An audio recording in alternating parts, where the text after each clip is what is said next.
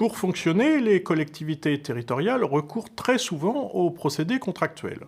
Il en est ainsi pour acheter des fournitures ou encore pour déterminer les modalités d'exécution du service public par une personne privée ou publique. De plus en plus, la contractualisation s'est développée et les raisons en sont diverses. Meilleure acceptation des décisions à l'issue d'une négociation, meilleure prise en compte des exigences des collectivités locales dans le contexte de la décentralisation, prise en compte du principe de mise en concurrence notamment. Ce constat effectué, il appartient bien sûr d'identifier d'abord le contrat administratif, sachant que les collectivités territoriales peuvent également passer des contrats de droit privé. Certains contrats sont administratifs par détermination de la loi. Il s'agit par exemple, en vertu de la loi du 28 pluviose en 8, des contrats relatifs à l'exécution d'un travail public. Mais c'est principalement la jurisprudence qui a permis d'élaborer des critères de distinction entre contrats administratifs et contrats de droit privé. Celles-ci se fondent sur plusieurs critères. Le critère organique et les critères matériels. Voyons en premier lieu le critère organique.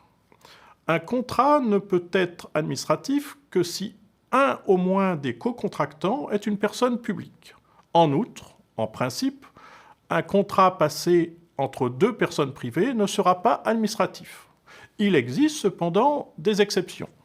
Ainsi, un contrat passé entre deux personnes privées peut être administratif lorsque l'une d'elles agit pour le compte d'une personne publique en vertu d'un mandat.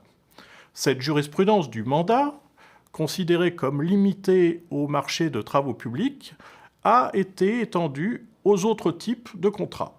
En revanche, les contrats passés entre les services publics industriels et commerciaux et leurs usagers sont toujours des contrats de droit privé.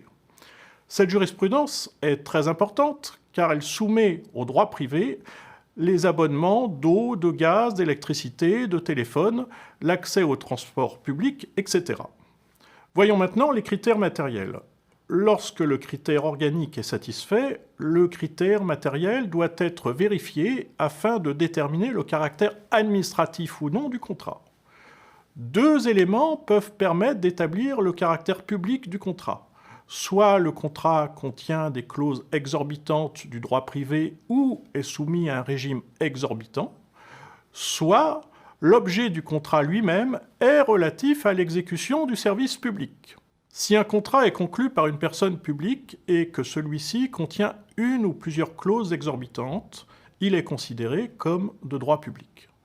Il s'agit de clauses assurant à la personne publique des droits plus importants, montrant ainsi le caractère particulier du contrat qui ne repose pas sur une égalité des co-contractants à la différence du droit privé, mais sur un élément d'unilatéralité.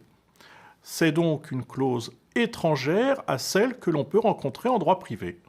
En cas de contentieux, le juge examine le contenu même du contrat et pas sa finalité. Le juge administratif a ainsi considéré qu'une clause de résiliation unilatérale de l'administration, en l'absence de faute du co-contractant, constitue une clause exorbitante. Voyons maintenant l'objet du contrat et l'exécution d'un service public. Dans ce cas, c'est l'objet même du contrat et non plus le contrat lui-même qui détermine le caractère public ou non du contrat. L'objet du contrat révèle parfois de façon évidente l'application du régime de droit public. Il en est ainsi des marchés publics, des contrats de partenariat, des contrats portant occupation du domaine public ou encore des contrats relatifs à des travaux publics. Le régime de droit public s'applique également aux contrats ayant pour objet l'exécution même du service public. L'arrêt Théron du Conseil d'État du 4 mars 1910 établissait ainsi l'importance du but du service public du contrat pour justifier l'application du régime de droit public. Il s'agissait en l'espèce d'un contrat par lequel la ville de Montpellier avait confié au sieur Théron la capture des chiens errants et des bêtes mortes. Le juge administratif avait ainsi considéré le contrat comme administratif dans la mesure où le sieur Théron était considéré associé au service d'hygiène et de salubrité de la ville. Pour que le régime de droit public soit appliqué, il est nécessaire qu'il ne s'agisse pas d'une simple collaboration, mais d'une réelle participation à l'exécution du service public. L'exécution même du service public peut donc être confiée à l'un des contractants. C'est ce qu'il ressort de l'arrêt Époubertin du 20 avril 1956. En l'espèce, l'administration était considérée comme ayant confié la gestion d'étrangers réfugiés par un contrat administratif. Mais le contrat peut n'être que l'une des modalités de l'exécution même de ce service. Voyez Ministre de l'Agriculture contre Consort Grimoire du 20 avril 1956.